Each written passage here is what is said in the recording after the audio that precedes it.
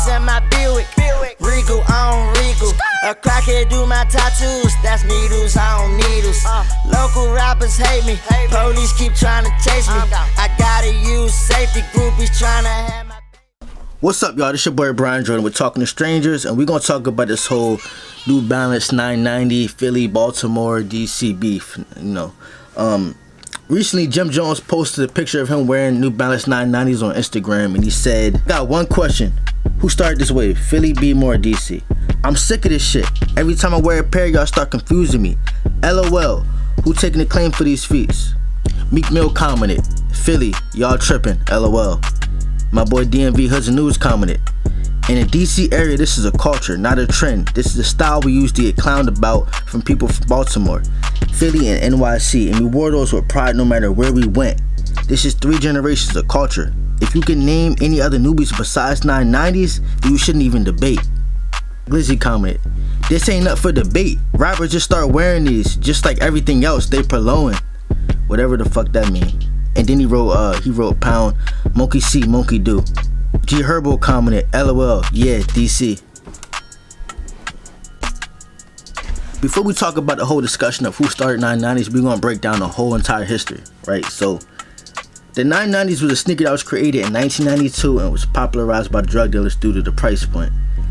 At $100 a sneaker, that was very expensive at the time, so the sneaker attracted a lot of flashy drug dealers. The sneaker also went along with tracksuits that the drug dealers were wearing.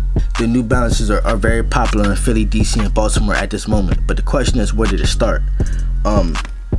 In my opinion, Philly is out of the equation, first of all, because when we take this back to 05, I had moved to Maryland in 04, and when I was living in Maryland, everybody in DC was wearing the New Balance 990s, foam posits, Nike boots, and North Face, right? Around that time, people in Philly were not wearing 990s, bro. They were wearing Air Force Ones and Timberlands, that's it. They were not wearing no fucking 990s. The fact that people in Baltimore even wear 990s is confusing to me, because their fashion's way different in DC. Their fashion's way different, like, you feel me? So I'm not sure when people started wearing 990s in Baltimore. In my opinion, all this shit started in the DMV area. You know, there's actual photos from back in the 80s and 90s of niggas actually wearing 990s, 993s. I don't care if 993s, 990s started in Alaska. The number one culture that's taking that shit under their wing is the DMV, the whole DC area.